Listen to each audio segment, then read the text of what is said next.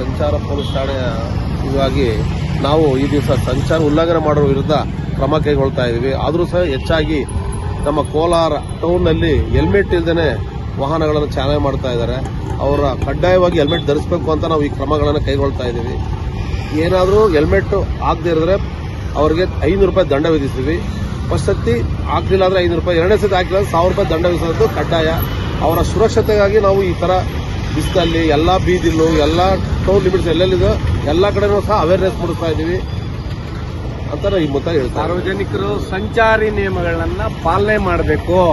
ಸಂಚಾರಿ ನಿಯಮಗಳನ್ನ ಪಾಲನೆ ಮಾಡೋದ್ರ ಜೊತೆಗೆ ನಿಮ್ಮ ಪ್ರಾಣ ರಕ್ಷಣೆಯನ್ನ ಮಾಡ್ಕೋಬೇಕು ಅಂತ ಸಾರ್ವಜನಿಕರಲ್ಲಿ ಕಳಕಳಿಯ ಮನವಿ.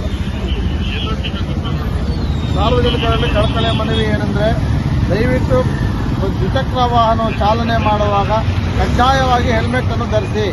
ಮತ್ತೆ ಮೊಬೈಲ್ ಯೂಸ್ ಮಾಡಿಕೊಂಡು ಚಾಲನೆ ಮಾಡಬಾರದು. ಕೋಲಾರ ನಗರದಲ್ಲಿ ಮೊಬೈಲ್ ಯೂಸ್ ಮಾಡಿಕೊಂಡು ದ್ವಿಚಕ್ರ ವಾಹನ ಚಾಲನೆ ಮಾಡಬಾರದು. ಹಾಗೇನಾದ್ರೂ ಮಾಡಿದ್ದಲ್ಲಿ ಕಾನೂನು ರೀತ್ಯ ದಂಡ ವಿಧಿಸಲಾಗುವುದು.